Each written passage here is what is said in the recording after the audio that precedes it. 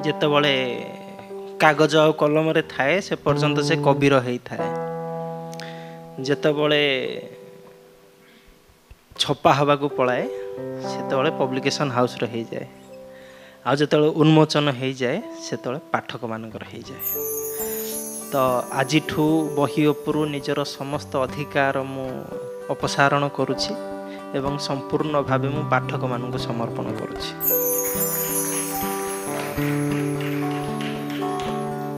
ବହିର ପ୍ରଥମ କବିତା। ପ୍ରେମିକାର ନାଁ ରାତି। ଏ ରାତି ମୋ ପାଖେ ଶୋଇଥିବ ନୀରବରେ।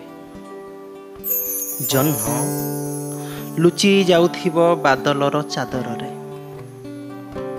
ଧୋରେ ବାୟା ଧୋ ଗୀତ ଗାଉଥିବ ତାରା। ନିଦ ଏମିତି ଚିତ୍ର ଆଙ୍କୁଥିବ ରାତି ସାରା। ସ୍ୱପ୍ନଟା ସତ ହେଇଯାଆନ୍ତାନି, ରାତି ଏ ମୋର ହେଇଯାଆନ୍ତାନି।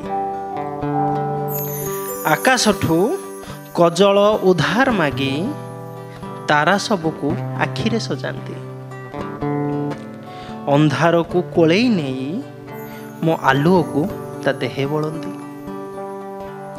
ହେଲେ ସ୍ୱପ୍ନ କ'ଣ କେବେ ସତ ହୁଏ? ଯାଯାବରର କ'ଣ ଘର ଠିକଣା ଥାଏ? ରାତି କ'ଣ କେବେ କାହାର ହେଇପାରେ ନା ଖୋଜୁଥିବା ପ୍ରେମିକ ସବୁବେଳେ? ସବୁ ପ୍ରଶ୍ନର ହୁଏତ ଉତ୍ତର ନଥାଏ, ସବୁ କାହାଣୀର ବୋଧେ ଶେଷ ମଧ୍ୟ ନଥାଏ।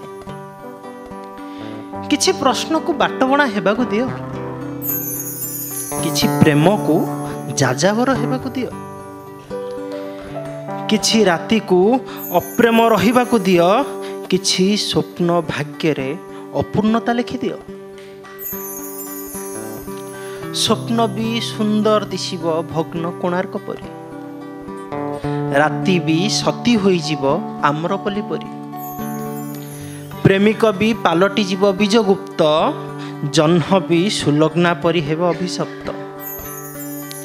ତାରା ସବୁ ରାତିକୁ ନିରେଖି ଦେଖୁଥିବେ, ସେ ନିଦ ସହରେ ସତ୍ୟ କ'ଣ ଖୋଜୁଥିବେ।